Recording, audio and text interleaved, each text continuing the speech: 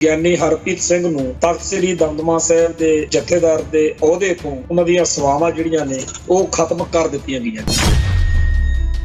ਕੁੱਲ ਮਿਲਾ ਕੇ 2 ਦਸੰਬਰ ਤੋਂ ਪਹਿਲਾਂ ਵਿਰਸਾ ਸਿੰਘ ਬਲਟੋਹਾ ਦਾ ਗਿਆਨੀ ਰਘਵੀਰ ਸਿੰਘ ਤੇ ਗਿਆਨੀ ਹਰਪ੍ਰੀਤ ਸਿੰਘ ਨਾਲ ਜਿਹੜਾ ਤਕਰਾਰ ਹੋਇਆ ਉਹ ਪੂਰੀ ਬਾਦਲ ਧਿਰ ਦਾ ਤਕਰਾਰ ਆ। ਅਸਲ ਵਿੱਚ ਔਖੇ ਤਾਂ ਬੜੇ ਸੀ ਬਾਦਲ ਵਾਲੇ ਵੀ ਅਸੀਂ ਤੈਨੂੰ ਜਥੇਦਾਰ ਲਾਇਆ, ਤੂੰ ਅਕਾਲ ਤਖਤ ਦੇ ਜਥੇਦਾਰ ਹੋਣ ਦੇ ਮੌਕੇ ਤਾਂ ਸਾਡੇ ਦਾ ਕੰਮ ਕੀ ਨਹੀਂ ਆਇਆ, ਕੋਈ ਗੱਲ ਨਹੀਂ, ਪਰ ਤੂੰ ਹੁਣ ਕਿਉਂ ਸਾਡੇ ਲਈ ਵਿਪਤਾ ਖੜੀ ਕਰਦਾ। ਅਖੀਰ ਇਸ ਗੱਲ ਨੂੰ ਇਹਨਾਂ ਨੇ ਇਹ ਮੰਨਿਆ ਕਿ ਇਹ ਤਾਂ ਜੀ ਬੀਜੇਪੀ ਦੇ ਏਜੰਡੇ ਤਹਿਤ ਚੱਲ ਰਿਹਾ, ਅਕਾਲੀ ਦਲ ਨੂੰ ਕਮਜ਼ੋਰ ਕਰ ਰਿਹਾ।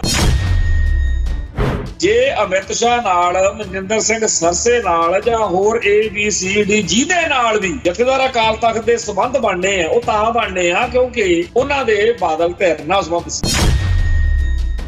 ਹਰਚਰਨ ਬੈਂਸ, ਮਹੇਸ਼ਿੰਦਰ ਗਰੇਵਾਲ, ਡਾਕਟਰ ਦਲਜੀਤ ਸਿੰਘ ਚੀਮਾ ਜਾਂ ਹੋਰ ਜਿਹੜੇ ਮਰਜ਼ੀ ਨੂੰ ਇਹਨਾਂ ਦੇ ਨੂੰ ਸੁਣ ਲਓ, ਜਿਹੜਾ ਇਹਨਾਂ ਦਾ ਐਡਵੋਕੇਟ ਆ, ਐਡਵੋਕੇਸੀ ਕਰਦਾ, ਉਹ ਇਹੀ ਕਹੂਗਾ ਵੀ ਜੀ ਕਲੈਕਟਿਵ ਸਾਂਝੇ ਫੈਸਲੇ ਆ, ਇਕੱਲੇ ਸੁਖਬੀਰ ਸਿੰਘ ਦਾ ਬਾਦਲ ਦਾ ਥੋੜੀ ਦੋਸ਼। ਮੰਨ ਲਈ ਗੱਲ ਭਾਈ ਵੀ ਤੁਹਾਡੇ ਉਹ ਫੈਸਲੇ ਸਾਰਿਆਂ ਦੇ ਆ, ਫਿਰ ਜਿਹੜੇ ਇੱਧਰ ਫੈਸਲੇ ਹੋਏ ਨੇ 2 ਦਸੰਬਰ ਨੂੰ ਉਹ ਫਿਰ ਇਕੱਲੇ ਗਿਆਨੀ ਹਰਪ੍ਰੀਤ ਸਿੰਘ ਦੇ ਕਿਵੇਂ ਹੋਊਗੀ?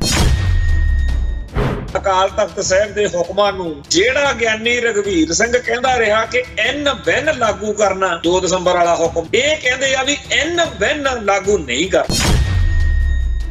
ਇਹ ਕਹਿੰਦੇ ਆ ਕਿ ਸਾਨੂੰ ਕੋਈ ਮਤਲਬ ਨਹੀਂ ਵੀ ਸਿੱਖ ਕੌਮ ਦੀਆਂ ਰਵਾਇਤਾਂ ਕੀ ਨੇ, ਸਾਨੂੰ ਕੋਈ ਮਤਲਬ ਨਹੀਂ ਕਿ ਅਕਾਲ ਤਖਤ ਸਾਹਿਬ ਦੇ ਹੁਕਮਾਂ ਦਾ ਕੀ ਮਤਲਬ ਹੁੰਦਾ, ਸਾਨੂੰ ਕੋਈ ਅਰਥ ਮਤਲਬ ਨਹੀਂ ਵੀ ਕੌਮ ਦੀਆਂ ਭਾਵਨਾਵਾਂ ਕੀ ਨੇ, ਸਾਨੂੰ ਕੋਈ ਮਤਲਬ ਨਹੀਂ ਵੀ ਇਤਿਹਾਸ ਵਿੱਚ ਸਾਨੂੰ ਕੀ ਲਿਖਿਆ ਜਾਂਦਾ। ਸਾਨੂੰ ਤਾਂ ਇੱਕੋ ਮਤਲਬ ਹੈ ਕਿ ਸਾਨੂੰ ਜਿਹੜੀ ਗੱਲ ਪੁੱਗਦੀ ਆ ਹੁਣ ਅਸੀਂ ਉਹ ਕਰਨੀ।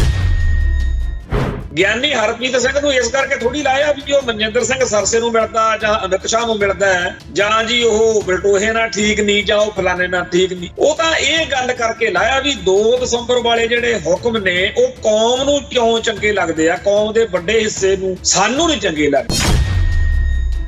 ਸੋ ਅਸਲ ਗੱਲ ਇਹ ਹੈਗੀ ਆ ਕਿ ਗਿਆਨੀ ਰਘਵੀਰ ਸਿੰਘ ਨੂੰ ਵੀ ਇੱਕ ਸੁਨੇਹਾ ਅਗਲੇ ਨੇ ਲਾਤਾ ਬਈ ਜੇ ਤਾਂ ਤੂੰ ਬਾਦਲ ਕਹਿੰਦੀ ਬੋਲੀ ਬੋਲਿਆਗਾ ਫੇਰ ਤਾਂ ਚੱਲੀ ਜਾਏਗਾ, ਜਦੋਂ ਤੂੰ ਮਾੜਾ ਮੋਟਾ ਪੰਥ ਪ੍ਰਸਤੀ ਵਾਲਾ ਕੰਮ ਫੜਿਆ ਫਿਰ ਆ ਦੇਖਦਾ ਗਿਆਨੀ ਹਰਪ੍ਰੀਤ ਸਿੰਘ ਵਾਲਾ ਹਾਲ।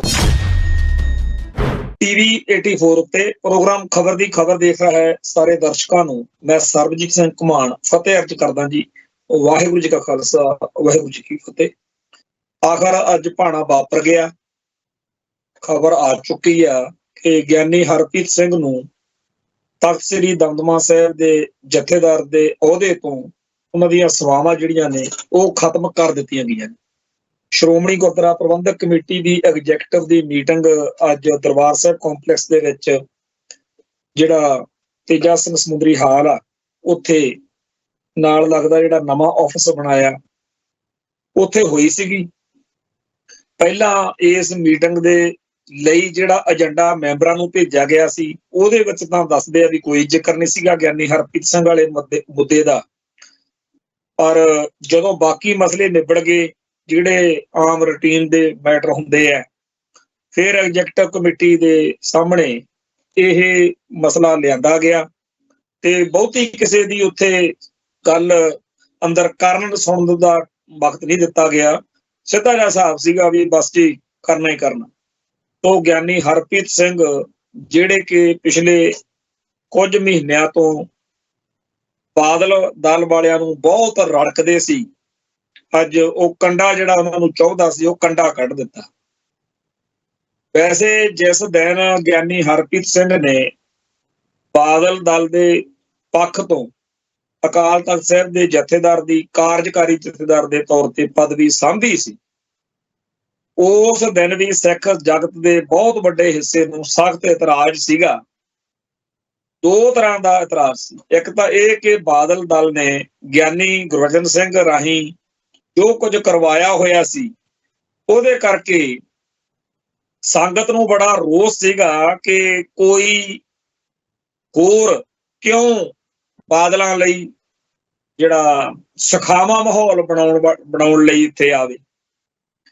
ਉਦੋਂ ਹਾਲਾਤ ਇੰਨੇ ਮਾੜੇ ਸੀ ਕਿ ਗਿਆਨੀ ਗੁਰਬਚਨ ਸਿੰਘ ਜਿਹੜਾ ਹੈ ਉਹ ਮਿੰਨਤਾਂ ਤਰਲੇ ਕਰਦਾ ਸੀਗਾ ਕਿ ਮੈਨੂੰ ਤੋਰੋ ਘਰ ਨੂੰ, ਪਰ ਬਾਦਲ ਧਿਰ 2 ਗੱਲਾਂ ਕਰਕੇ ਉਹਨੂੰ ਥੋਪੀ ਬੈਠੀ ਸੀ।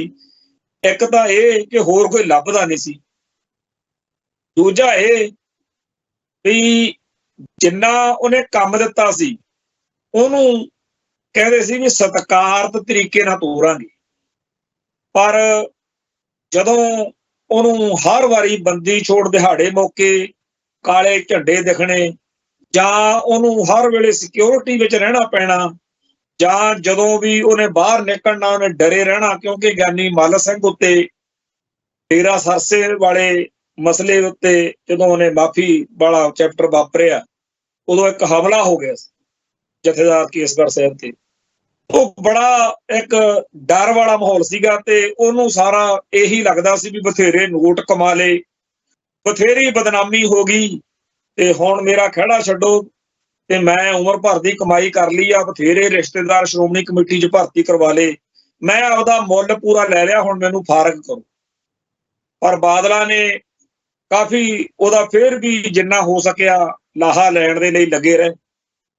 ਉਸ ਮਾਹੌਲ ਵਿੱਚ ਜਦੋਂ ਖਾਲਸਾ ਪੰਥ ਦੇ ਵੱਡੇ ਹਿੱਸੇ ਨੇ ਚੱਬੇ ਵਿੱਚ ਸਰਬੱਤ ਖਾਲਸਾ ਕਰਕੇ ਆਪਦੇ ਜਥੇਦਾਰ ਥਾਪ ਲਏ ਸੀ, ਭਾਈ ਜਗਤਾਰ ਸਿੰਘ ਹਵਾਰੇ ਨੂੰ ਅਕਾਲ ਤਖਤ ਸਾਹਿਬ ਦਾ ਜਥੇਦਾਰ ਤੇ ਕਾਰਜਕਾਰੀ ਜਥੇਦਾਰ ਭਾਈ ਧਿਆਨ ਸਿੰਘ ਮੰਡ ਨੂੰ ਥਾਪ ਕੇ, ਬਾਬਾ ਬਲਜੀਤ ਸਿੰਘ ਦਾਦੂਵਾਲ ਨੂੰ ਤੇ ਭਾਈ ਅਮਰੀਕ ਸਿੰਘ ਅਜਨਾਲੇ ਨੂੰ ਜਥੇਦਾਰ ਥਾਪ ਕੇ ਇੱਕ ਤਰੀਕੇ ਨਾਲ ਬਾਦਲ ਕਿਆਂ ਵਾਲੇ ਸਿਸਟਮ ਨੂੰ ਪੂਰਨ ਤੌਰ ਤੇ ਚੈਲੰਜ ਜਿਹੜਾ ਸੀ ਉਹ ਕਰ ਦਿੱਤਾ ਹੋਇਆ ਸੀ। ਉਸ ਮਾਹੌਲ ਦੇ ਵਿੱਚ ਸਿੱਖ ਜਗਤ ਨੂੰ ਇਹ ਗੱਲ ਬਹੁਤੀ ਚੰਗੀ ਨਹੀਂ ਸੀ ਲੱਗੀ ਕਿ ਗਿਆਨੀ ਹਰਪ੍ਰੀਤ ਸਿੰਘ ਨੇ ਕੀ ਲੈਣਾ। ਉਹਦੇ ਉੱਤੇ ਵੀ ਬੜਾ ਦਬਾਅ ਸੀ। ਇੱਕ ਤਾਂ ਗਿਆਨੀ ਹਰਪ੍ਰੀਤ ਸਿੰਘ ਸ਼੍ਰੋਮਣੀ ਕਮੇਟੀ ਨੇ ਉਹਨਾਂ ਨੂੰ ਕਾਫੀ ਮਦਦ ਕਰਕੇ ਪਿਛਲੇ ਦੌਰ ਵਿੱਚ ਪੜ੍ਹਾਇਆ ਲਿਖਾਇਆ, ਉਪਰੰਤ ਉਹ ਭਰਤੀ ਹੋ ਕੇ ਸ਼੍ਰੋਮਣੀ ਕਮੇਟੀ 'ਚ ਤਰੱਕੀ ਕਰਦੇ ਕਰਦੇ ਜਦੋਂ ਬੰਦਾ ਲੰਮਾ ਅਰਸਾ ਕਿਸੇ ਮਹਿਕਮੇ 'ਚ ਕਿਸੇ ਅਦਾਰੇ ਵਿੱਚ ਕੰਮ ਕਰਦਾ ਨਾ, ਉਹਦੇ ਸੰਬੰਧ ਬਣ ਜਾਂਦੇ। ਕਈ ਬੰਦਾ ਕੰਮ ਲੈਂਦਾ, ਕਈ ਮਿੰਟਾਂ ਤਰਲੇ ਸਿਫਾਰਸ਼ਾਂ। ਉਹ ਚੱਕਰ ਦੇ ਵਿੱਚ ਜਦੋਂ ਉਹ ਕੇਸਗੜ੍ਹ ਸਾਹਿਬ ਦੇ ਮਾਫ ਕਰਨਾ ਦਮਦਮਾ ਸਾਹਿਬ ਦੇ ਜਥੇਦਾਰ ਦੇ ਤੌਰ ਤੇ ਸੇਵਾ ਕਰ ਰਹੇ ਸੀ ਤੇ ਇੱਧਰ ਗਿਆਨੀ ਗੋਬਿੰਦ ਸਿੰਘ ਭੱਜੋ ਕਰਦਾ ਸੀ, ਤਾਂ ਇਹ ਕਹਿ ਕੇ ਵੀ ਚੱਲ ਠੀਕ ਆ, ਜੇ ਤੁਸੀਂ ਪੂਰਾ ਜਥੇਦਾਰ ਨਹੀਂ ਲੱਗਣਾ ਨਾ ਲੱਗਿਓ, ਕਾਰਜਕਾਰੀ ਜਥੇਦਾਰ ਉਹਨਾਂ ਟਾਈਮ ਸਾਡਾ ਡੰਗ ਸਾਰ ਦਿਓ ਜਿੰਨਾ ਟਾਈਮ ਸਾਨੂੰ ਕੋਈ ਦੂਜਾ ਜਥੇਦਾਰ ਪੂਰਾ ਨਹੀਂ ਮਿਲਦਾ, ਜਿੱਦਣ ਮਿਲ ਗਿਆ ਆਪਾਂ ਉਦੋਂ ਹੀ ਤੁਹਾਨੂੰ ਫਾਰਗ ਕਰ ਦਿਆਂਗੇ। ਤਾਂ ਇਹ ਗੱਲ ਹੀ ਗਿਆਨੀ ਹਰਪ੍ਰੀਤ ਸਿੰਘ ਨੇ ਮੰਨ ਕੇ ਜਦੋਂ ਇਹ ਸੇਵਾ ਸੰਭਾਲੀ, ਇਤਰਾਜ਼ ਬੜਾ ਸੀ, ਪਰ ਹੌਲੀ ਹੌਲੀ ਉਹਨੇ ਆਪਦੇ ਸੁਭਾਅ ਨਾਲ ਜਾਂ ਆਪਦੀ ਵਿਦਵਤਾ ਨਾਲ ਜਾਂ ਆਪਦੇ ਮੇਲ ਮਿਲਾਪ ਨਾਲ ਕਾਫੀ ਸਖਾਵਾਂ ਮਾਹੌਲ ਪੈਦਾ ਕਰ ਲਿਆ।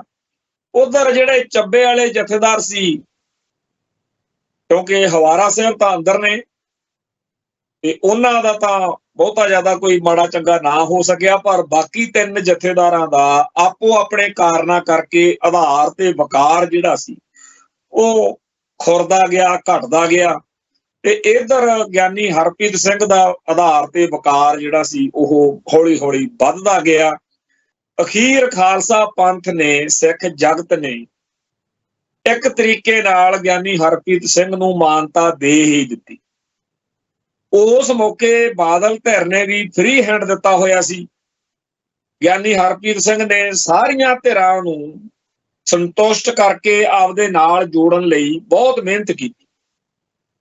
ਕਦੇ ਖਾਲਿਸਤਾਨ ਦੇ ਹੱਕ ਵਿੱਚ ਬੋਲ ਦੇਣਾ ਤਾਂ ਕਿ ਖਾਲਿਸਤਾਨੀ ਧਿਰਾਂ ਜਿਹੜੀਆਂ ਨੇ ਉਹ ਸੰਤੁਸ਼ਟ ਹੋ ਜਾਣ, ਕਦੇ ਪੰਥਕ ਸੋਚ ਦੇ ਹਿਸਾਬ ਨਾਲ ਗੱਲ ਕਰ ਦੇਣੀ। ਜਿਵੇਂ ਬਹੁਤ ਸਾਰੇ ਹਿੱਸੇ ਨੂੰ ਉਦੋਂ ਚੰਗਾ ਲੱਗਿਆ ਜਦੋਂ ਗਿਆਨੀ ਹਰਪ੍ਰੀਤ ਸਿੰਘ ਨੇ ਝਟਕੇ ਦੀ ਪਰੰਪਰਾ ਬਾਰੇ ਹਮਾਇਤ ਕੀਤੀ। ਸਿੱਖ ਰਹਿਤ ਮਰਿਆਦਾ ਦੇ ਹਿਸਾਬ ਨਾਲ ਇੱਕ ਵੀਡੀਓ ਵੀ ਉਹਨਾਂ ਦੀ ਆਈ ਸੀ। ਇਵੇਂ ਹੀ ਉਹ ਅਕਸਰ ਸਿੱਖ ਰਹਿਤ ਮਰਿਆਦਾ ਦੀ ਪੂਰੇ ਜੋਸ਼ ਖਰੋਸ਼ ਨਾਲ ਵਜਾਹਤ ਤੇ ਵਕਾਲਤ ਕਰਦੇ ਸੀ, ਜਿਹਦੇ ਨਾਲ ਜਿਹੜੇ ਸਿੱਖ ਸੰਪਰਦਾਈ ਸੋਚ ਵਾਲਿਆਂ ਨਾਲ ਕਿਸੇ ਗੱਲੋਂ ਅਸਹਿਮਤ ਨੇ, ਜਿਨ੍ਹਾਂ ਨੂੰ ਡੇਰਾਵਾਦ ਸਾਧਵਾਦ ਚੰਗਾ ਨਹੀਂ ਲੱਗਦਾ, ਜਿਹੜੇ ਸਿੱਖ ਰਹਿਤ ਮਰਿਆਦਾ ਦਾ ਝੰਡਾ ਚੁੱਕੀ ਫਿਰਦੇ ਹੈ। ਉਹਨਾਂ ਸਾਰਿਆਂ ਨੂੰ ਵੀ ਲੱਗਦਾ ਸੀਗਾ ਕਿ ਗਿਆਨੀ ਹਰਪ੍ਰੀਤ ਸਿੰਘ ਠੀਕ ਹੈ। ਇਵੇਂ ਹੀ ਬਾਦਲ ਕਿਆਂ ਦੇ ਡੇਰਾਵਾਦੀਆਂ ਨਾਲ ਸੰਬੰਧ ਨੇ, ਸੰਪਰਦਾਵਾਂ ਨਾਲ ਸੰਬੰਧ ਨੇ, ਜਾਂ ਇਹੋ ਜਿਹੀਆਂ ਹੋਰ ਧਿਰਾਂ ਜਿਹੜੀਆਂ ਕਈ ਕਾਰਨਾਂ ਕਰਕੇ ਸਿੱਖ ਰਹਿਤ ਮਰਿਆਦਾ ਦੇ ਨਾਲ ਕਹਿੰਦੇ ਵੀ ਅਸੀਂ ਤਾਂ ਖਰੜਾ ਵਾ, ਏਦਾਂ ਦੇ ਉਹ ਧਿਰਾਂ ਧੜਿਆਂ ਕੋਲ ਵੀ ਗਿਆਨੀ ਹਰਪ੍ਰੀਤ ਸਿੰਘ ਕੋਲ ਉਹ ਸੀਗਾ ਇੱਕ ਜਿਵੇਂ ਕਹਿ ਦਈਏ ਵੀ ਥਾਂ ਜਾਂ ਸਪੇਸ, ਉਹਨਾਂ ਨੂੰ ਵੀ ਉਹ ਸੰਤੁਸ਼ਟ ਕਰ ਲੈਂਦੇ ਸੀ। ਕੁੱਲ ਮਿਲਾ ਕੇ ਗਿਆਨੀ ਹਰਪ੍ਰੀਤ ਸਿੰਘ ਨੇ ਸ਼੍ਰੋਮਣੀ ਗੁਰਦੁਆਰਾ ਪ੍ਰਬੰਧਕ ਕਮੇਟੀ ਅਤੇ ਸ਼੍ਰੋਮਣੀ ਅਕਾਲੀ ਦਲ ਬਾਦਲ ਦਲ ਦੇ ਲਈ ਇੱਕ ਸੁਖਾਵਾਂ ਮਾਹੌਲ ਪੈਦਾ ਕਰਕੇ ਗੱਲ ਉੱਥੇ ਲੈ ਆਂਦੀ ਜਦੋਂ ਬਾਦਲ ਕਿਆਂ ਨੂੰ ਲੱਗਿਆ ਕਿ ਹੁਣ ਇਹਨੂੰ ਆਪਾਂ ਕਹੀਏ ਕਿ ਸਾਨੂੰ ਜਿਹੜਾ ਵਾਸ਼ਿੰਗ ਪਾਊਡਰ ਨਿਰਮਾ ਤੇ ਸਾਡੇ ਤੇ ਜਿਹੜੇ ਕਲੰਕ ਲੱਗੇ ਆ ਉਹ ਮੈਲ ਸਾਡੀ ਲਾਹ ਦੇ, ਸਾਨੂੰ ਅਕਾਲ ਤਖਤ ਸਾਹਿਬ ਦੇ ਸਿਸਟਮ ਦੇ ਰਾਹੀਂ ਭਾਂਡੇ ਮੰਜਵਾ ਕੇ ਤਨਖਾਹ ਭੁਗਤਾ ਕੇ ਕਿਸੇ ਤਰੀਕੇ ਨਾਲ ਸਾਡਾ ਕੌਮ ਦੇ ਵਿੱਚ ਉਹਨਾਂ ਸਾਰਿਆਂ ਗੁਨਾਹਾਂ ਤੇ ਪਾਪਾਂ ਤੋਂ ਖਹਿੜਾ ਛੁੱਟ ਜਾਵੇ। ਪਰ ਇਸ ਗੱਲ ਦੇ ਲਈ ਜਿਹੜਾ ਸਿਸਟਮ ਅਕਾਲ ਤਖਤ ਸਾਹਿਬ ਦੇ ਵੱਲੋਂ ਸਿੱਖ ਰਵਾਇਤਾਂ ਤੇ ਮਰਿਆਦਾ ਦੇ ਪੱਖ ਤੋਂ ਗਿਆਨੀ ਹਰਪ੍ਰੀਤ ਸਿੰਘ ਦੱਸਦਾ ਸੀ ਕਿ ਭਾਈ ਜੇਕਰ ਤੁਸੀਂ ਏਦਾਂ ਆਉਂਦੇ ਹੋ ਫਿਰ ਆਪਣੀ ਗੱਲ ਕੋਈ ਸਿਰੇ ਲੱਗ ਸਕਦੀ ਹੈ, ਆਹ ਮੈਂ ਕਰ ਸਕਦਾ, ਉਹਨੂੰ ਵਿਚੋਲੇ ਨਹੀਂ ਸੀ ਮੰਨਦੇ। ਖਾਸ ਤੌਰ ਦੇ ਉੱਤੇ ਇਸ ਮਾਮਲੇ ਵਿੱਚ ਵਿਰਸਾ ਸਿੰਘ ਬਲਟੋਹਾ ਦਾ ਨਾਮ ਬਾਰ-ਬਾਰ ਉੱਭਰਿਆ ਤੇ ਉਹ ਆਪਾਂ ਨੂੰ ਸਭ ਨੂੰ ਪਤਾ, ਜਦੋਂ ਉਹ ਕਹਿੰਦਾ ਸੀ ਤੂੰ ਦਲੇਰੀ ਨਹੀਂ ਫੜਦਾ, ਦਲੇਰ ਬਣ, ਤੂੰ ਚੱਕ ਦੇ ਫੱਟੇ, ਬਸ ਐਡੀ ਕਿਹੜੀ ਗੱਲ ਆ, ਕੌਮ ਕੀ ਪੰਥ ਕੁਛ ਨਹੀਂ ਹੁੰਦਾ ਹੈਗਾ, ਤੂੰ ਚੱਕ ਦੇ ਫੱਟੇ। ਤੇ ਉਹ ਫਿਰ ਅਖੀਰ ਦੇ ਉੱਤੇ ਦਬਾਅ ਨਾ ਝੱਲ ਸਕਿਆ ਤੇ ਉਹਨੇ ਗਿਆਨੀ ਹਰਪ੍ਰੀਤ ਸਿੰਘ ਨੇ ਐਲਾਨੀਆ ਤੌਰ ਦੇ ਉੱਤੇ ਇਹ ਗੱਲ ਕਹਿਣੀ ਸ਼ੁਰੂ ਕਰਤੀ ਕਿ ਮੈਨੂੰ ਜੀ ਉਹ ਦਮਦਮਾ ਸਾਹਿਬ ਵਾਲੀ ਜਥੇਦਾਰੀ ਹੀ ਭੁਗਦੀ ਹੈ, ਤੁਸੀਂ ਇੱਥੇ ਕੋਈ ਬੰਦਾ ਆਪਦਾ ਲਾ ਲਓ ਤੇ ਮੈਂ ਪਾਸੇ ਹੋ ਜਾਣਾ, ਤੁਸੀਂ ਜਿਹੜਾ ਲਾਓਗੇ ਮੈਂ ਉਹਦਾ ਸਾਥ ਸਹਿਯੋਗ ਦੇ ਦੂੰਗਾ ਤੇ ਤੁਸੀਂ ਮੈਨੂੰ ਬਖਸ਼ੋ। ਇਸ ਮਾਹੌਲ ਤੱਕ ਆਉਂਦਿਆਂ ਹੋਇਆਂ ਨਵਾਂ ਮਾਹੌਲ ਬਣ ਚੁੱਕਿਆ ਸੀ। ਜਦੋਂ ਤੱਕ ਗਿਆਨੀ ਹਰਪ੍ਰੀਤ ਸਿੰਘ ਅਹੁਦੇ ਤੇ ਆਏ ਸੀ ਉਦੋਂ ਤਾਂ ਕੋਈ ਜਥੇਦਾਰ ਦੀ ਪੋਸਟ ਦੇ ਨੇੜੇ ਦੀ ਲੰਘਣ ਨੂੰ ਤਿਆਰ ਨਹੀਂ ਸੀ, ਉਹ ਤਾਂ ਲੋਕ ਡਰਦੇ ਸੀ ਕਿਤੇ ਮੈਨੂੰ ਨਾ ਜਥੇਦਾਰ ਲਾ ਦੇਣ। ਹੁਣ ਮਾਹੌਲ ਉਹ ਬਣ ਚੁੱਕਿਆ ਸੀ ਵੀ 3600 ਤੁਰਿਆ ਫਿਰਦਾ ਸੀ ਵੀ ਮੈਨੂੰ ਲਾਓ ਜੀ। ਪਤਾ ਸਾਰਿਆਂ ਨੂੰ ਹੀ ਸੀਗਾ ਬਈ ਇਹ ਬੜਾ ਔਖਾ ਕੰਮ, ਪਰ ਅਗਲੇ ਪ੍ਰਵਾਹ ਕਰਦੇ ਆ ਜੀ। ਤੇ ਗਿਆਨੀ ਰਘਵੀਰ ਸਿੰਘ ਦਾ ਫਿਰ ਕੰਮ ਬਣ ਗਿਆ। ਪਰ ਬਦਕਿਸਮਤੀ ਇਹ ਬਾਦਲ ਕਿਆਂ ਦੀ ਕਿ ਜਦੋਂ ਗਿਆਨੀ ਰਘਵੀਰ ਸਿੰਘ ਦੇ ਰਾਹੀਂ ਮਸਲੇ ਹੱਲ ਕਰਾਉਣ ਦੀ ਗੱਲ ਛਿੜੀ ਤਾਂ ਫਿਰ ਗਿਆਨੀ ਹਰਪ੍ਰੀਤ ਸਿੰਘ ਵੀ ਉਹਨਾਂ ਜਥੇਦਾਰਾਂ ਦੇ ਵਿੱਚ ਮੀਟਿੰਗ 'ਚ ਜਾਂ ਸਾਰੀ ਪ੍ਰਕਿਰਿਆ 'ਚ ਤਾਂ ਹੋਣਾ ਹੀ ਸੀ ਨਾ। ਗੱਲ ਉਹ ਫਿਰ ਕਹਿ ਦਿਆ ਕਰੇ ਕਿ ਦੇਖੋ ਗਿਆਨੀ ਰਘਵੀਰ ਸਿੰਘ ਜੀ, ਮੈਂ ਆਹ ਕੁਛ ਕਹਿੰਦਾ ਕਰਦਾ ਰਿਹਾ ਤੇ ਇਹ ਗੱਲ ਤੋਂ ਥੱਲੇ ਜੇ ਆਪਾਂ ਗੱਲ ਕਰਾਂਗੇ ਤਾਂ ਪੁੱਗਣੀ ਨਹੀਂ। ਕੁੱਲ ਮਿਲਾ ਕੇ 2 ਦਸੰਬਰ ਤੋਂ ਪਹਿਲਾਂ ਵਿਰਸਾ ਸਿੰਘ ਬਲਟੋਹਾ ਦਾ ਗਿਆਨੀ ਰਘਵੀਰ ਸਿੰਘ ਤੇ ਗਿਆਨੀ ਹਰਪ੍ਰੀਤ ਸਿੰਘ ਨਾਲ ਜਿਹੜਾ ਤਕਰਾਰ ਹੋਇਆ ਉਹ ਪੂਰੀ ਬਾਦਲ ਧਿਰ ਦਾ ਤਕਰਾਰ ਆ। ਅਸਲ ਵਿੱਚ ਉਹ ਚਾਹੁੰਦੇ ਸੀ ਕਿ ਐ ਜੇ ਕਰਕੇ ਸਾਨੂੰ ਛੱਡੋ ਪਰਾਂ ਜੀ ਹੁਣ, ਪਰ ਗੱਲ ਉਸ ਪਾਸੇ ਨੂੰ ਜਾਣ ਦੀ ਥਾਂ ਬਲਟੋਹੇ ਨੂੰ ਹੀ 8 ਸਾਲ ਲਈ 10 ਸਾਲ ਲਈ ਕਹਿਤਾ ਵੀ ਤੁਸੀਂ ਪਾਸੇ ਹੋਵੋ ਜੀ, ਬਾਦਲ ਦਲ ਤੋਂ ਅਸਤੀਫਾ ਦੇਵੋ ਅਕਾਲੀ ਸਰਗਰਮੀਆਂ ਤੋਂ। ਜੇ ਉਸ ਮੌਕੇ ਗਿਆਨੀ ਰਘਵੀਰ ਸਿੰਘ ਦਾ ਦੇਖੀਏ ਤਾਂ ਪੂਰਾ ਠੋਕ ਵਜਾ ਕੇ ਗਿਆਨੀ ਹਰਪ੍ਰੀਤ ਸਿੰਘ ਦੀ ਹਮਾਇਤ ਵਿੱਚ ਖੜ ਗਏ ਕਿ ਜੇ ਇਹਨਾਂ ਦਾ ਅਸਤੀਫਾ ਪ੍ਰਵਾਨ ਕਰਨਾ ਫਿਰ ਮੈਨੂੰ ਵੀ, ਮੇਰਾ ਵੀ ਅਸਤੀਫਾ ਲੈ ਦਿਓ। ਖੈਰ ਉਦੋਂ ਗੱਲ ਹੋਰ ਸੀ, ਔਖੇ ਤਾਂ ਬੜੇ ਸੀ ਬਾਦਲ ਵਾਲੇ ਵੀ ਅਸੀਂ ਤੈਨੂੰ ਜਥੇਦਾਰ ਲਾਇਆ, ਤੂੰ ਅਕਾਲ ਤਖਤ ਦੇ ਜਥੇਦਾਰ ਹੋਣ ਦੇ ਮੌਕੇ ਤਾਂ ਸਾਡੇ ਦਾ ਕੰਮ ਕੀ ਨਹੀਂ ਆਇਆ, ਕੋਈ ਗੱਲ ਨਹੀਂ, ਪਰ ਤੂੰ ਹੁਣ ਕਿਉਂ ਸਾਡੇ ਲਈ ਵਿਪਤਾ ਖੜੀ ਕਰਦਾ। ਅਖੀਰ ਇਸ ਗੱਲ ਨੂੰ ਇਹਨਾਂ ਨੇ ਇਹ ਮੰਨਿਆ ਕਿ ਇਹ ਤਾਂ ਜੀ ਬੀਜੇਪੀ ਦੇ ਏਜੰਡੇ ਤਹਿਤ ਚੱਲ ਰਿਹਾ, ਅਕਾਲੀ ਦਲ ਨੂੰ ਕਮਜ਼ੋਰ ਕਰ ਰਿਹਾ ਤੇ ਇਹ ਅਮਿਤ ਸ਼ਾਹ ਨਾਲ, ਮਨਜਿੰਦਰ ਸਿੰਘ ਸਰਸੇ ਨਾਲ, ਹੋਰ ਵੀ ਕਈਆਂ ਨਾਲ ਜੀ ਇਹਦੇ ਸੰਬੰਧ ਕਿਉਂ ਨੇ। ਹਾਲਾਂਕਿ ਇਹ ਜਿਹੜੇ ਸੰਬੰਧ ਬਣੇ ਆ ਇਹ ਬਣੇ ਤਾਂ ਨੇ ਕਿਉਂਕਿ ਬਾਦਲ ਧਿਰ ਦੇ ਸੰਬੰਧ ਸੀ। ਜੇ ਅਮਿਤ ਸ਼ਾਹ ਨਾਲ, ਮਨਜਿੰਦਰ ਸਿੰਘ ਸਰਸੇ ਨਾਲ ਜਾਂ ਹੋਰ ABCD ਜਿਹਦੇ ਨਾਲ ਵੀ ਜਥੇਦਾਰ ਅਕਾਲ ਤਖਤ ਦੇ ਸੰਬੰਧ ਬਣਨੇ ਆ, ਉਹ ਤਾਂ ਬਣਨੇ ਆ ਕਿਉਂਕਿ ਉਹਨਾਂ ਦੇ ਬਾਦਲ ਧਿਰ ਨਾਲ ਸੰਬੰਧ ਸੀ। ਦੂਜਾ ਇਹ ਕਿ ਅਕਾਲ ਤਖਤ ਸਾਹਿਬ ਦੇ ਜਥੇਦਾਰ ਦੀ ਪੋਸਟ ਹੈ ਹੀ ਇਹੋ ਜਿਹੀ ਆ ਜਿਹਦੇ ਨਾਲ ਹਰ ਇੱਕ ਦੇ ਸੰਬੰਧ ਬਣ ਸਕਦੇ ਆ। ਬਣਾਉਣ ਦੀ ਕਿਸੇ ਦੀ ਇੱਛਾ ਚਾਹੀਦੀ ਆ, ਬਣਾਉਣ ਦੇ ਕਾਰਨ ਚਾਹੀਦੇ ਆ ਤੇ ਬਣ ਜਾਂਦੇ ਆ। ਇਵੇਂ ਹੀ ਸ਼੍ਰੋਮਣੀ ਗੁਰਦੁਆਰਾ ਪ੍ਰਬੰਧਕ ਕਮੇਟੀ ਦੇ ਪ੍ਰਧਾਨ ਦਾ ਜਾਂ ਸ਼੍ਰੋਮਣੀ ਗੁਰਦੁਆਰਾ ਪ੍ਰਬੰਧਕ ਕਮੇਟੀ ਦੇ ਸਕੱਤਰ ਦੀ ਪੋਸਟ ਦਾ ਹਾਲ ਇਹ ਹੈ ਕਿ ਇੰਡੀਅਨ ਜਿਹੜਾ ਸਿਸਟਮ ਆ, ਡੀਪ ਸਟੇਟ, ਉਹਦੇ ਸੰਬੰਧ ਬਣ ਹੀ ਜਾਣੇ ਆ ਕਿਉਂਕਿ ਸਿੱਖ ਇੱਕ ਇਹੋ ਜਿਹੀ ਕੌਮ ਆ ਜਿਹੜੀ ਆਪਦੀ ਆਜ਼ਾਦੀ ਲਈ ਲੜ ਰਹੀ ਆ, ਬਾਰਡਰ ਸਟੇਟ ਆ, ਤੇ ਪੰਜਾਬ ਨੂੰ ਜਾਂ ਪੰਥ ਨੂੰ ਕਾਬੂ ਰੱਖਣ ਲਈ ਸ਼੍ਰੋਮਣੀ ਕਮੇਟੀ ਦੇ ਸਮੁੱਚੇ ਪ੍ਰਬੰਧ ਨੂੰ, ਦਰਬਾਰ ਸਾਹਿਬ ਕੰਪਲੈਕਸ ਨੂੰ ਸਿੱਖ ਕੌਮ ਦੇ ਹਿਸਾਬ ਨਾਲ ਚਲਾਉਣ ਲਈ ਡੀਪ ਸਟੇਟ ਸਕੱਤਰ ਤੇ ਪ੍ਰਧਾਨ ਤੇ ਹੋਰ ਪੋਸਟਾਂ ਦੇ ਉੱਤੇ ਆਪਦਾ ਛੱਪਾ ਪਾ ਕੇ ਰੱਖੇਗੀ। ਐਵੇਂ ਨਹੀਂ ਇੱਥੇ ਦਰਬਾਰ ਸਾਹਿਬ ਕੰਪਲੈਕਸ ਦੇ ਵਿੱਚ ਹਰ ਮੌਕੇ ਇੰਡੀਅਨ ਏਜੰਸੀਆਂ ਦੇ ਏਜੰਟ ਤੁਰੇ ਫਿਰਦੇ ਰਹਿੰਦੇ। ਇਹ ਬੜਾ ਇੱਕ ਲੰਬਾ ਚੌੜਾ ਸਿਸਟਮ। ਸੋ ਇਹ ਜਿਹੜੇ ਸੰਬੰਧ ਗਿਆਨੀ ਹਰਪ੍ਰੀਤ ਸਿੰਘ ਦੇ ਬਣੇ, ਉਹਨਾਂ ਨੂੰ ਉਸ ਮੌਕੇ ਤਾਂ ਕੋਈ ਤਕਲੀਫ ਨਹੀਂ ਸੀ ਬਾਦਲ ਵਾਲਿਆਂ ਨੂੰ, ਜਦੋਂ ਉਹ ਉਹਨਾਂ ਦੇ ਹਿਸਾਬ ਨਾਲ ਚੱਲਦੇ ਸੀ। ਹੁਣ 2 ਦਸੰਬਰ ਨੂੰ ਜਦੋਂ ਅਕਾਲ ਤਖਤ ਸਾਹਿਬ ਤੋਂ ਇਹ ਸਾਰਾ ਫੈਸਲਾ ਬਿਆਨ ਹੋਇਆ, ਹਾਲਾਂਕਿ ਬੜੀ ਹੈਰਾਨੀ ਦੀ ਗੱਲ ਆ ਵੀ ਇੱਕ ਪਾਸੇ ਤਾਂ ਬਾਦਲ ਦਲ ਦਾ ਰੰਡੀ ਰੋਣਾ ਇਹ ਪਾਇਆ ਹੋਇਆ ਹੈ ਕਿ ਇਹ ਸਾਰੇ ਫੈਸਲੇ ਜਿਹੜੇ ਜਿਨ੍ਹਾਂ ਕਰਕੇ ਸਾਨੂੰ ਖਾਲਸਾ ਪੰਥ ਵਿੱਚ, ਪੰਜਾਬ 'ਚ, ਦੁਨੀਆ 'ਚ ਮਾੜਾ ਮੰਨਿਆ ਜਾਂਦਾ ਹੈ, ਗੁਨਾਹਗਾਰ ਮੰਨਿਆ ਜਾਂਦਾ, ਪਾਪੀ ਮੰਨਿਆ ਜਾਂਦਾ, ਕਲੰਕਿਤ ਮੰਨਿਆ ਜਾਂਦਾ ਹੈ, ਇਹ ਫੈਸਲੇ ਕਲੈਕਟਿਵ ਸਾਂਝੇ ਤੌਰ ਤੇ ਹੋਏ ਆ। ਤੁਸੀਂ ਕਿਤੇ ਜਿਹੜਾ ਇਹਨਾਂ ਦਾ ਬੈਂਸ ਆ, ਹਰਚਰਨ ਬੈਂਸ, ਮਹੇਸ਼ਿੰਦਰ ਗਰੇਵਾਲ, ਡਾਕਟਰ ਦਲਜੀਤ ਸਿੰਘ ਚੀਮਾ ਜਾਂ ਹੋਰ ਜਿਹੜੇ ਮਰਜ਼ੀ ਨੂੰ ਇਹਨਾਂ ਦੇ ਨੂੰ ਸੁਣ ਲਓ, ਜਿਹੜਾ ਇਹਨਾਂ ਦਾ ਐਡਵੋਕੇਟ ਆ, ਐਡਵੋਕੇਸੀ ਕਰਦਾ, ਉਹ ਇਹੀ ਕਹੂਗਾ ਵੀ ਜੀ ਕਲੈਕਟਿਵ ਸਾਂਝੇ ਫੈਸਲੇ ਆ, ਇਕੱਲੇ ਸੁਖਬੀਰ ਸਿੰਘ ਦਾ ਬਾਦਲ ਦਾ ਥੋੜੀ ਦੋਸ਼। ਮੰਨ ਲਈ ਗੱਲ ਭਾਈ ਵੀ ਤੁਹਾਡੇ ਉਹ ਫੈਸਲੇ ਸਾਰਿਆਂ ਦੇ ਆ, ਫਿਰ ਜਿਹੜੇ ਇੱਧਰ ਫੈਸਲੇ ਹੋਏ ਨੇ 2 ਦਸੰਬਰ ਨੂੰ, ਉਹ ਫਿਰ ਇਕੱਲੇ ਗਿਆਨੀ ਹਰਪ੍ਰੀਤ ਸਿੰਘ ਦੇ ਕਿਵੇਂ ਹੋਊਗੀ? ਉਹ ਵੀ ਤਾਂ ਕਲੈਕਟਿਵ, ਜਿਹੜੇ ਉੱਥੇ 5 ਸਿੰਘ ਸਾਹਿਬਾਨ ਜਿਹੜੇ ਤੁਹਾਡੇ ਉਸ ਟਾਈਮ ਫੈਸਲੇ 'ਚ ਸੀਗੇ, ਉਹ ਪੰਜਾਂ ਦਾ ਫੈਸਲਾ ਹੋਊਗਾ ਨਾ। ਸੋ ਜਾਂ ਤਾਂ ਪੰਜਾਂ ਦਾ ਜਾਂ ਫਿਰ ਗਿਆਨੀ ਰਘਵੀਰ ਸਿੰਘ ਦਾ ਫੈਸਲਾ। ਹੁਣ ਉਹ ਗੱਲ ਅੰਡ ਪੰਡ ਲਿਆ ਕੇ ਸਾਰੀ ਗਿਆਨੀ ਹਰਪ੍ਰੀਤ ਸਿੰਘ ਨੂੰ ਜ਼ਿੰਮੇਵਾਰ ਬਣਾਇਆ ਜਾ ਰਿਹਾ ਕਿ ਜੀ ਇਹ ਜਿਹੜਾ ਵੀ ਫੈਸਲਾ ਹੋਇਆ ਇਹ ਗਿਆਨੀ ਹਰਪ੍ਰੀਤ ਸਿੰਘ ਦਾ ਫੈਸਲਾ। ਦੂਜੀ ਗੱਲ, ਖਾਲਸਾ ਪੰਥ ਦੇ ਵੱਡੇ ਹਿੱਸੇ ਨੇ ਇਸ ਫੈਸਲੇ ਨੂੰ ਪ੍ਰਵਾਨ ਵੀ ਕੀਤਾ। ਜਿਹੜੇ ਲੋਕ ਇੰਡੀਅਨ ਨਿਜ਼ਾਮ ਦੇ, ਇੰਡੀਅਨ ਸਿਸਟਮ ਦੇ ਅੰਦਰ ਸੋਚਦੇ ਆ ਕਿ ਸਾਨੂੰ ਅਕਾਲੀ ਦਲ ਦੀ ਲੋੜ ਆ, ਚਾਹੇ ਜਿੰਨੇ ਮਰਜ਼ੀ ਮਾੜੇ ਨੇ, ਹੋ ਸਕਦਾ ਇਹ ਸੁਧਰ ਜਾਣ ਤੇ ਸਾਨੂੰ ਇੱਕ ਅਕਾਲੀ ਦਲ ਮਿਲ ਜੇ ਜਿਹੜਾ ਪੰਥ ਲਈ, ਕੌਮ ਲਈ, ਇਸ ਇੰਡੀਅਨ ਸਿਸਟਮ ਦੇ ਅੰਦਰ ਸਾਡੀ ਸਿਆਸੀ ਆਵਾਜ਼ ਬਣ ਸਕੇ।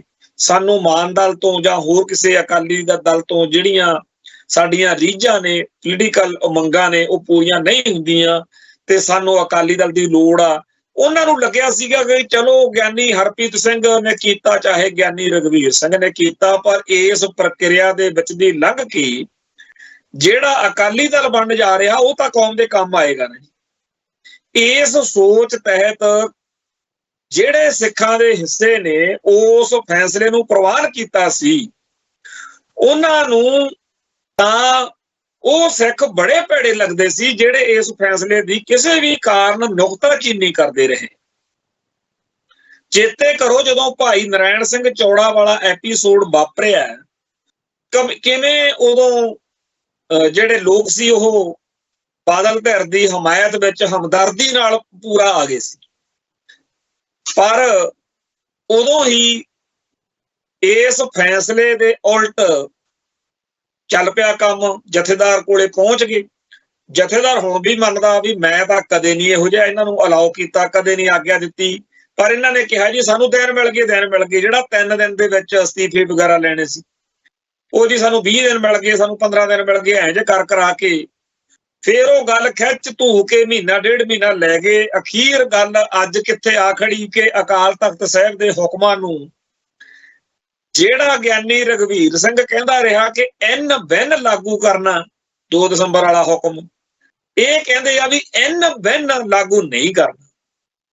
इस तहत जिहड़े हिस्से उस हुक्म दे इन्हां नूं पुगदे सी ਉਹ पूरे करके उस तो बाद विच ये आपदे पोलिटिकल सियासी सुभाਅ अनुसार चल पे।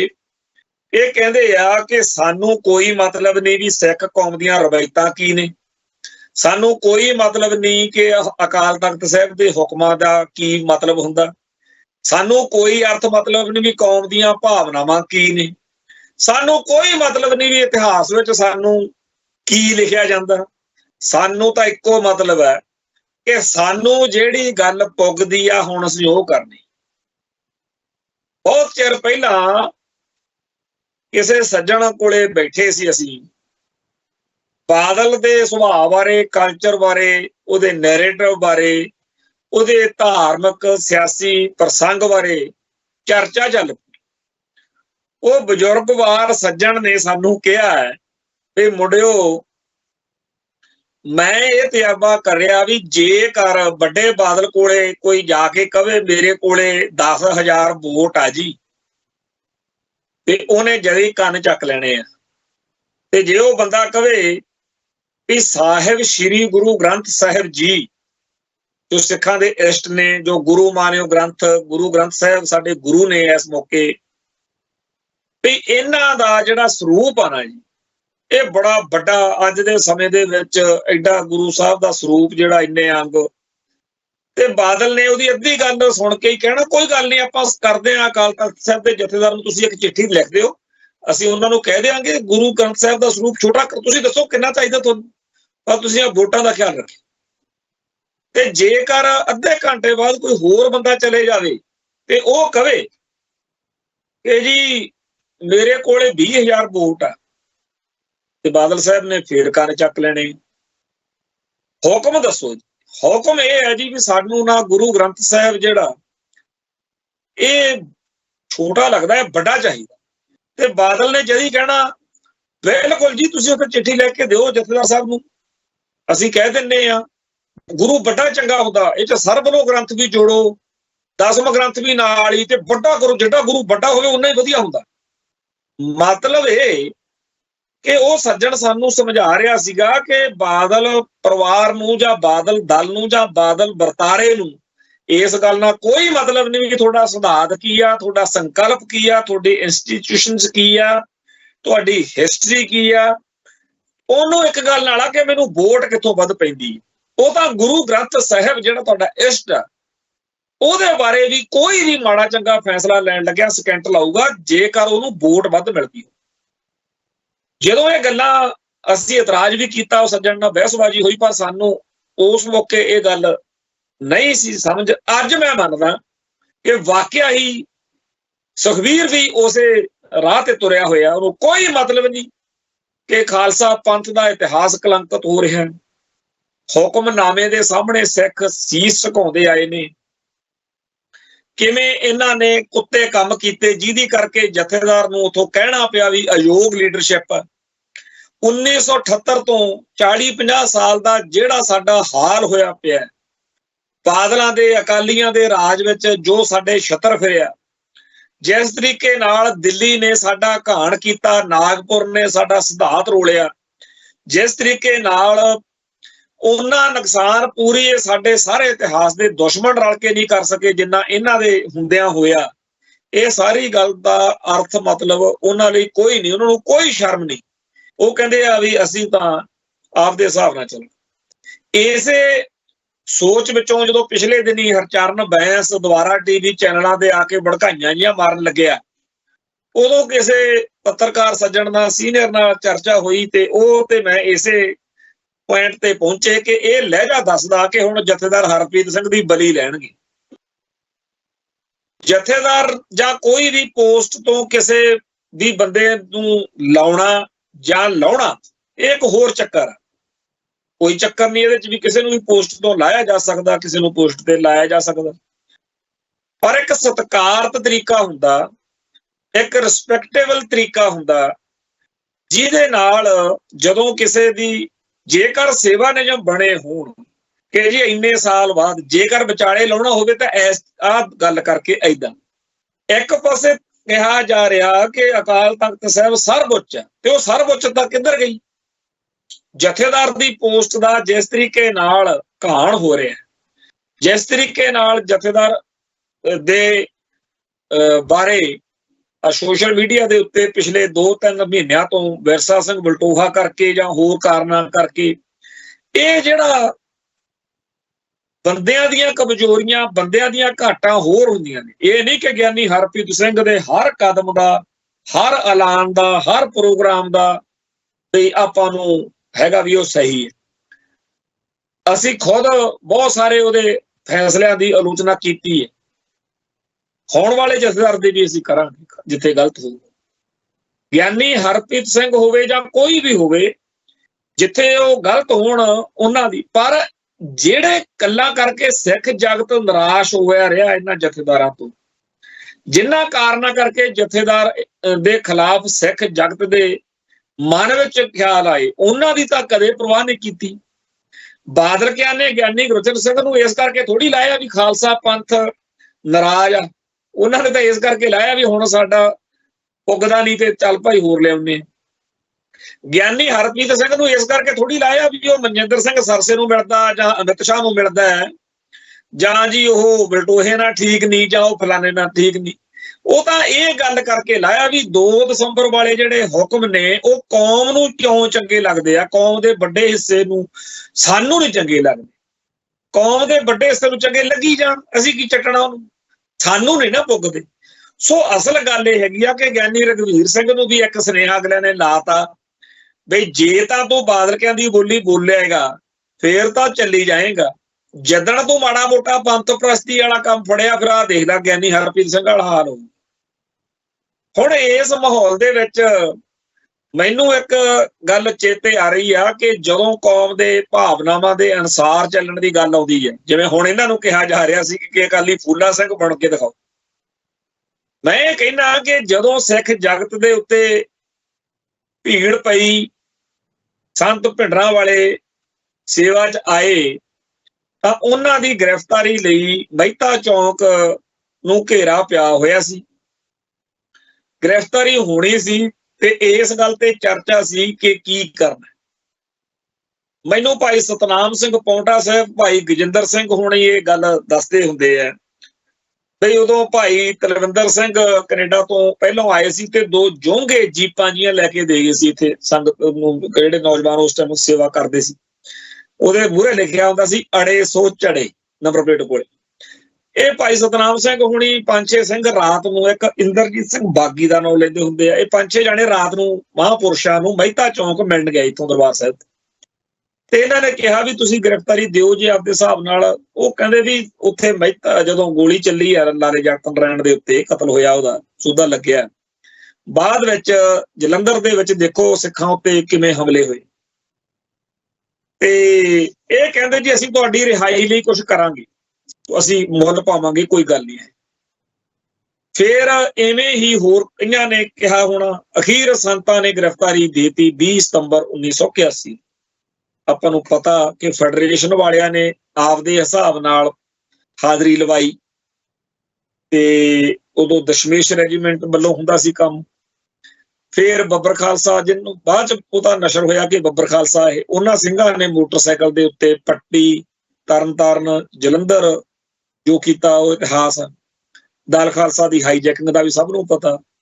ਚਲੋ ਇਹ ਜਿਹੜੇ ਐਕਸ਼ਨ ਹੋਏ, ਇਹਨਾਂ ਐਕਸ਼ਨਾਂ ਤੋਂ ਇਲਾਵਾ ਸਿੱਖ ਕੌਮ ਨੇ ਜਿਸ ਤਰੀਕੇ ਨਾਲ ਸੰਤਾਂ ਦੀ ਗ੍ਰਿਫਤਾਰੀ ਦੇ ਖਿਲਾਫ ਮੋਰਚਾ ਜਿਹੜਾ ਸੀ ਉਹ ਚਲਾਇਆ, ਅਕਾਲੀ ਲੀਡਰਸ਼ਿਪ ਵੀ ਹੈਰਾਨ ਹੋ ਗਈ ਕਿ ਇਹੀ ਕੌਮ ਨੇ ਸਾਨੂੰ ਹੁਣੇ ਹਜੇ ਵੋਟਾਂ 'ਚ ਹਰਾਇਆ 1980 ਵਾਲੀਆਂ 'ਚ, ਤੇ ਇਹੀ ਕੌਮ ਸਾਡੇ ਨਾਲ, ਅਸੀਂ ਇਹਨਾਂ ਨਾਲ ਖੜ ਕੇ ਕਿਵੇਂ ਸੰਤਾਂ ਦੀ ਰਿਹਾਈ ਲਈ।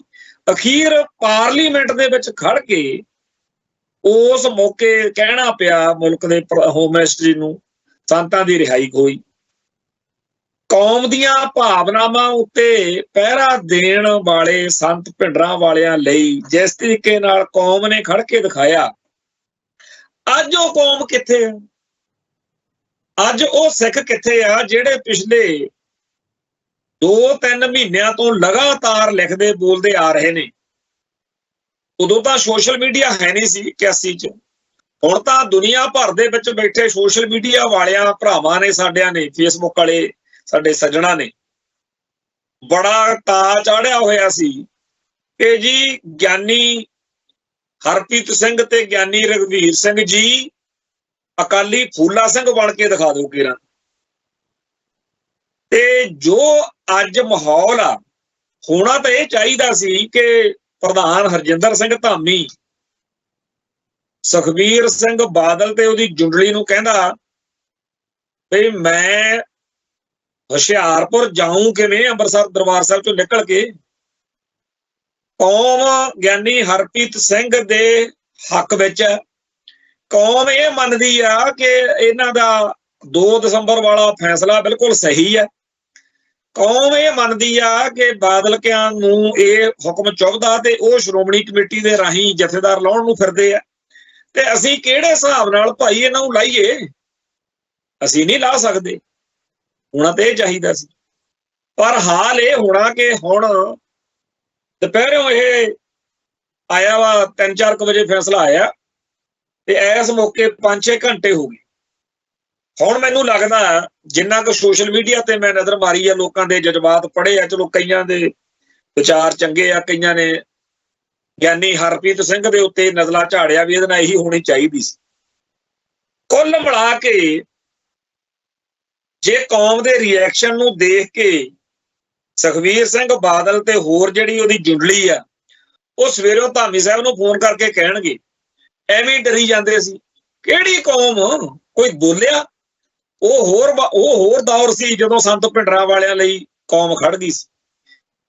ਉਹ ਵੀ ਹੈ ਨਹੀਂ ਹੁਣ ਦੌਰ ਜਦੋਂ ਗਿਆਨੀ ਮੱਲ ਸਿੰਘ ਦੇ ਉੱਤੇ ਹਮਲਾ ਕਰਤਾ ਸੀ। ਕਾਹਨੂੰ ਡਰੀ ਜਾਂਦੇ ਹੋ? ਕੁਛ ਨਹੀਂ ਹੋਇਆ। ਇਹ ਕੌਮ ਕੱਖ ਨਹੀਂ ਕਰਨ ਜੋਗੀ, ਤੁਸੀਂ ਐਵੇਂ ਡਰੀ ਜਾਂਦੇ ਹੋ।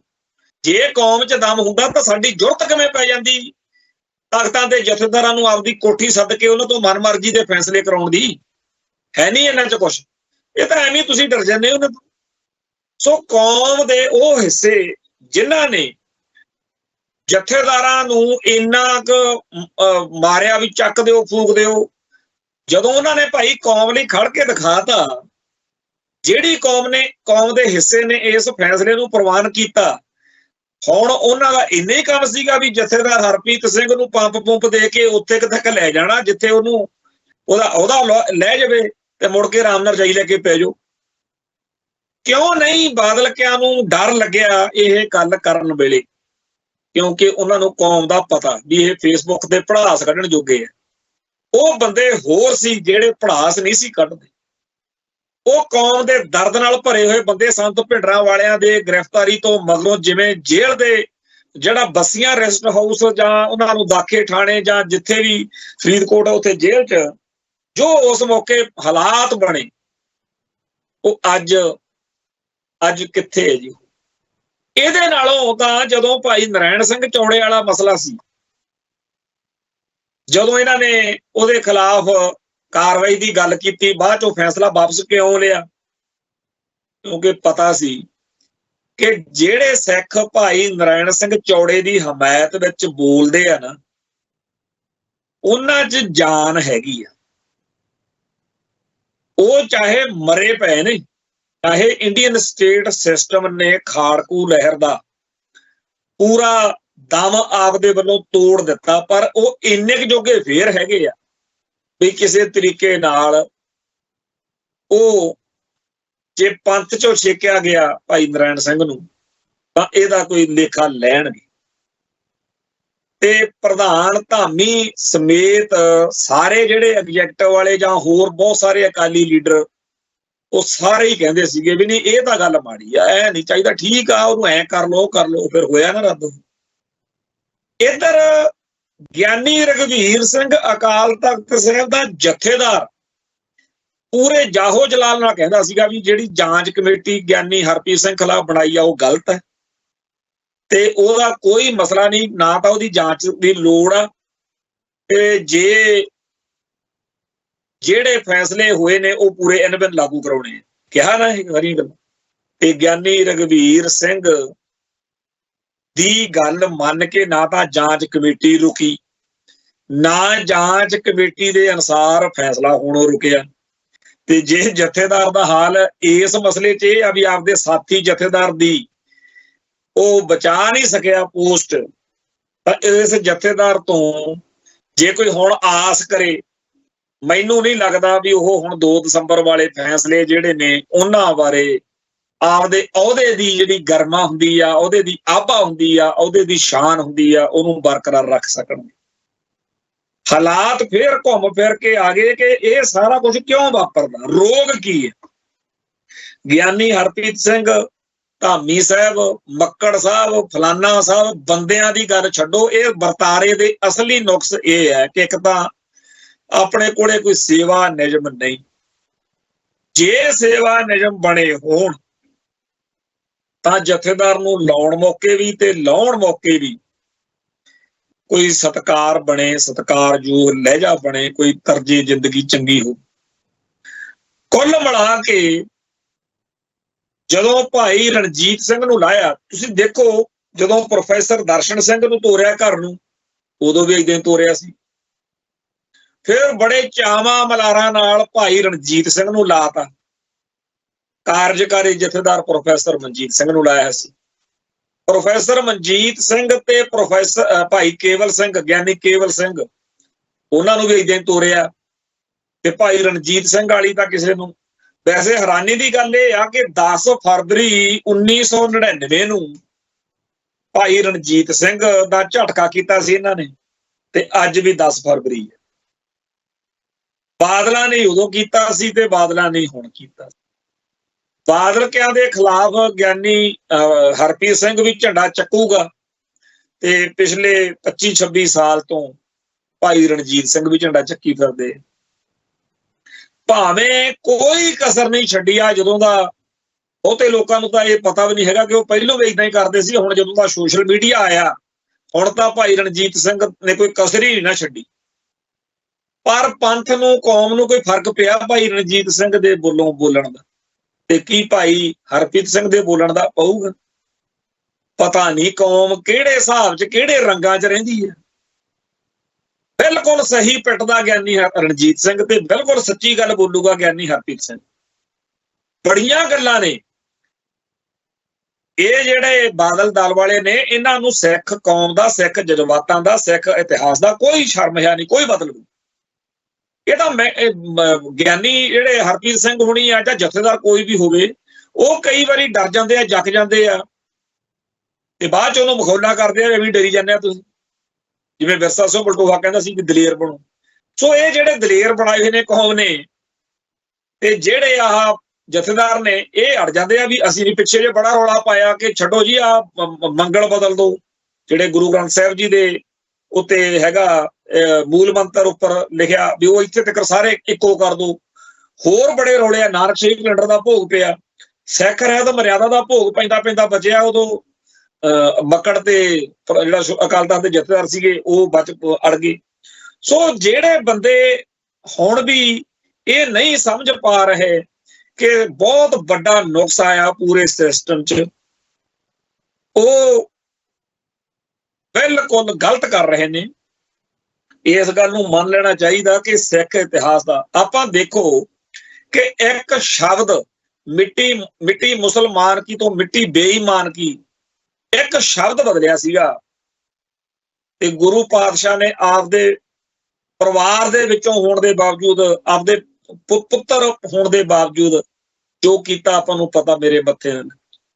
ਤੇ ਇੱਥੇ ਪਿਛਲੇ 100-150 ਸਾਲ ਤੋਂ ਉਹ ਸੰਪਰਦਾਈ ਬ੍ਰਾਹਮਣਵਾਦੀ RSS ਵਾਲੀ ਲੌਬੀ ਕੀ ਕੁਛ ਕਰੀ ਜਾਂਦੀ ਹੈ, ਤੇ ਅਕਾਲੀ ਦਲ ਕਹਿੰਦਾ ਵੀ ਕੋਈ ਚੱਕਰ ਹੀ ਨਹੀਂ, ਤੇ ਉਹ ਅਕਾਲੀ ਦਲ ਸਾਡੇ ਪੰਥ ਦੀ ਆਵਾਜ਼ ਬਣਿਆ ਫਿਰਦਾ।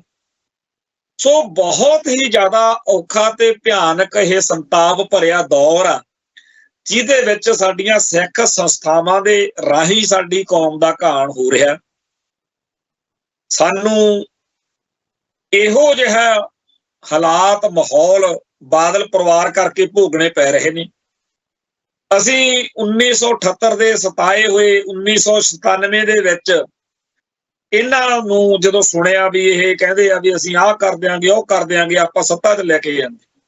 5 ਸਾਲ ਬਾਦਲ ਕਿਆਂ ਨੇ ਉਹ ਹਸ਼ਰ ਕੀਤਾ ਕੌਮ ਦਾ ਕਿ 2002 ਵਿੱਚ ਉਸ ਕਾਂਗਰਸ ਨੂੰ ਪੰਜਾਬ 'ਚ ਸੱਤਾ ਮਿਲੀ, ਜਿਹਦੇ ਜ਼ੁਲਮਾਂ ਦੇ ਅਤਿਆਚਾਰ ਦੇ ਸਾਹਮਣੇ ਮੁਗਲਾਂ ਵਾਲੇ ਜ਼ੁਲਮ ਜਿਹੜੇ ਉਹ ਵੀ ਫੇਲ ਹੋ ਜਾਣ, ਲੋਕਾਂ ਨੂੰ ਧੱਕ ਕੇ ਉਧਰ ਲੈ ਗਏ ਸੀ। ਹੁਣ ਇਸ ਮੌਕੇ ਲੋਕ ਕਾਂਗਰਸ ਜਾਂ ਬਾਦਲ ਕਿਆਂ ਤੋਂ ਆਪ ਤੋਂ ਇੱਕੋ ਜਿਹੇ ਦੁਖੀ ਆ ਤੇ ਕਿਹਨੂੰ ਲੈ ਆਉਣਗੇ? ਆ ਜਦੋਂ ਦਿੱਲੀ ਦੇ ਵਿੱਚ ਆਮ ਆਦਮੀ ਪਾਰਟੀ ਹੁਣ ਹਾਰੀ ਆ, ਭਾਜਪਾ ਸੱਤਾ 'ਚ ਆਈ ਆ, ਹੁਣ ਹਰੇਕ ਹੀ ਚਰਚਾ ਕਰਦਾ ਵੀ ਕਿਤੇ ਪੰਜਾਬ ਦੇ ਵਿੱਚ ਵੀ ਭਾਜਪਾ ਸੱਤਾ 'ਚ ਨਾ ਆ ਜੇ। ਪੰਜਾਬ ਦੇ ਵਿੱਚ ਜੇ ਭਾਜਪਾ ਸੱਤਾ 'ਚ ਆਈ ਤਾਂ ਜਿਹੜਾ ਪੰਜਾਬ ਦਾ ਪੰਥਕ ਤੇ ਸਿੱਖ ਸਰੂਪ ਮਾੜਾ ਮੋਟਾ ਬਚਿਆ ਹੋਇਆ, ਬਹੁਤ ਭਾਰੀ ਨੁਕਸਾਨ ਹੋ ਚੁੱਕਿਆ ਤੇ ਉਹ ਹੋਰ ਜ਼ਿਆਦਾ ਤੇਜ਼ੀ ਨਾਲ ਹੋਏਗਾ। ਤੇ ਇਹ ਗੱਲ ਤਾਂ ਬਣਨੀ ਆ ਕਿਉਂਕਿ ਪੰਥ ਦੀ ਜਮਾਤ ਜਿਹੜੀ ਹੁੰਦੀ ਸੀ, ਅਕਾਲੀ ਦਲ ਜਿਹੜਾ ਹੁੰਦਾ ਸੀ, ਉਹ ਬਾਦਲ ਦਲ ਬਣ। ਸੋ ਬਾਦਲ ਪਰਿਵਾਰ ਨੇ ਸਾਡੇ ਅਕਾਲ ਤਖਤ ਸਾਹਿਬ ਦਾ, ਅਕਾਲੀ ਦਲ ਦਾ, ਸ਼੍ਰੋਮਣੀ ਕਮੇਟੀ ਦਾ, ਸਾਡੀਆਂ ਸਾਰੀਆਂ ਸੰਸਥਾਵਾਂ ਦਾ ਜੋ ਹਾਲ ਕੀਤਾ ਹੋਇਆ, ਅੱਜ ਉਹ ਚੇਤੇ ਕਰਕੇ ਬਹੁਤ ਮਨ ਖਰਾਬ ਹੁੰਦਾ ਕਿ ਜਿਹੜੇ ਅਕਾਲ ਤਖਤ ਸਾਹਿਬ ਨੂੰ ਸਾਰਾ ਸੰਸਾਰ ਨਤਮਸਤਕ ਹੁੰਦਾ, ਉਹਦੇ ਜਥੇਦਾਰਾਂ ਨੂੰ ਲਾਉਣ ਲਈ ਬਸ ਬਾਦਲ ਪਰਿਵਾਰ ਦੀ ਮਰਜ਼ੀ ਚਾਹੀਦੀ। ਭਾਈ ਰਣਜੀਤ ਸਿੰਘ ਲਾ ਕੇ ਉਹ ਮਾਰਿਆ ਸੀ, ਫਿਰ ਗਿਆਨੀ ਪੂਰਨ ਸਿੰਘ ਘਰ ਨੂੰ ਤੋਰਤਾ, ਏਦਾਂ ਹੀ ਬਦੰਤੀ ਸਾਹਿਬ ਨੂੰ, ਫਿਰ ਗੁਰਬਚਨ ਸਿੰਘ ਨੂੰ ਵੀ ਆਪੇ ਤੋਰਿਆ ਇਹਨਾਂ ਨੇ। ਹੁਣ ਇਹਦੀ ਹਰਪ੍ਰੀਤ ਸਿੰਘ ਦੀ ਵਾਰੀ ਆ ਗਈ। ਰਘਵੀਰ ਸਿੰਘ ਵੀ ਜਿੰਨਾ ਟਾਈਮ ਇਹਨਾਂ ਨੂੰ ਪੁੱਗਦਾ ਉਹਨਾਂ ਟਾਈਮ ਰੱਖਣਗੇ, ਮੁੜ ਕੇ ਤੋਰ ਦੇਣਗੇ। ਸੋ ਜਦੋਂ ਕੌਮ ਦੇ ਵਿੱਚ ਇੱਕ ਪਰਿਵਾਰ ਦੀ ਮਰਜ਼ੀ ਚੱਲਦੀ ਹੋਵੇ ਵੀ ਉਹਨਾਂ ਦੇ ਮਨ ਨੂੰ ਕੀ ਭਾਉਂਦਾ, ਉਸ ਮੌਕੇ ਇਹ ਸੋਚੀ ਜਾਣਾ ਕਿ ਜੀ ਕੌਮ ਦਾ ਨੁਕਸਾਨ ਨਾ ਹੋ ਜਾਏ, ਹੋਰ ਨੁਕਸਾਨ ਇਹ ਤੋਂ ਵੱਧ ਕੀ ਹੋ ਜੂ। ਇਸ ਕਰਕੇ ਬਾਦਲ ਪਰਿਵਾਰ ਨੂੰ, ਬਾਦਲ ਦਲ ਨੂੰ ਕੋਈ ਅਕਲ ਦੇਣ ਦੀ ਲੋੜ ਆ, ਕੋਈ ਮੱਤ ਦੇਣ ਦੀ ਲੋੜ ਆ। ਇਹ ਤੋਂ ਪਹਿਲਾਂ ਕਿ ਭਾਈ ਨਾਰਾਇਣ ਸਿੰਘ ਚੌੜੇ ਵਾਲਾ ਰਾਹ ਕੋਈ ਲੋਕ ਫੜਨ, ਗੋਲੀ ਤੱਕ ਗੱਲ ਨਾ ਹੀ ਜਾਵੇ, ਗਾਲਾਂ ਗੂਲਾਂ ਨਾ ਹੀ ਸਰਜੇ, ਲੋਕ ਨਾ ਕੋਈ ਵੱਡੀ ਕੀਮਤ, ਕਿਉਂਕਿ ਜਦੋਂ ਇਹਨਾਂ ਦੇ ਨਾਲ ਕੋਈ ਟਕਰਾਅ ਵਾਲੀ ਪੋਜੀਸ਼ਨ ਬਣੂਗੀ ਤਾਂ ਸਾਡਾ ਪੰਥਕ ਜਿਹੜਾ ਸੋਚ ਨਾਲ ਭਰਿਆ ਹੋਇਆ ਕੋਈ ਸਿੱਖ ਆ, ਉਹਨੂੰ ਵੀ ਤਾਂ ਆਪਦਾ ਲਾਈਫ ਜਿਹੜਾ ਹੈਗਾ ਉਹ ਦਾਅ ਤੇ ਲਾਉਣਾ ਪਊਗਾ। ਖੈਰ, ਉਸ ਅਕਾਲ ਪੁਰਖ ਵਾਹਿਗੁਰੂ ਦੇ ਚਰਨਾਂ 'ਚ ਅਰਦਾਸ ਬੇਨਤੀ ਆ। ਵੈਸੇ ਇਹ ਅਰਦਾਸਾਂ ਬੇਨਤੀਆਂ ਆਪਦੀ ਥਾਂ ਤੇ ਆ, ਪਰ ਕਰਨਾ ਤਾਂ ਕੌਮ ਨੂੰ ਆਪ ਹੀ ਪੈਣਾ ਕੁਛ। ਇਸ ਮਸਲੇ ਦਾ ਕੋਈ ਹੱਲ ਸੱਚੇ ਪਾਤਸ਼ਾਹ ਸਾਨੂੰ ਬਖਸ਼ਣ ਤੇ ਸਾਡੇ ਜਿਹੜੇ ਸੰਤਾਪ ਭਰੇ ਦਿਨ ਨੇ ਇਹ ਮੁੱਕਣ। ਇੱਥੇ ਸਮਾਪਤੀ ਕਰਦੇ ਹਾਂ ਜੀ, ਫੇਰ ਮਿਲਾਂਗੇ। ਨਾਨਕ ਨਾਮ ਚੜ੍ਹਦੀ ਕਲਾ, ਤੇਰੇ ਭਾਣੇ ਸਰਬੱਤ ਦਾ ਭਲਾ। ਵਾਹਿਗੁਰੂ ਜੀ ਕਾ ਖਾਲਸਾ, ਵਾਹਿਗੁਰੂ ਜੀ ਕੀ ਫਤਿਹ।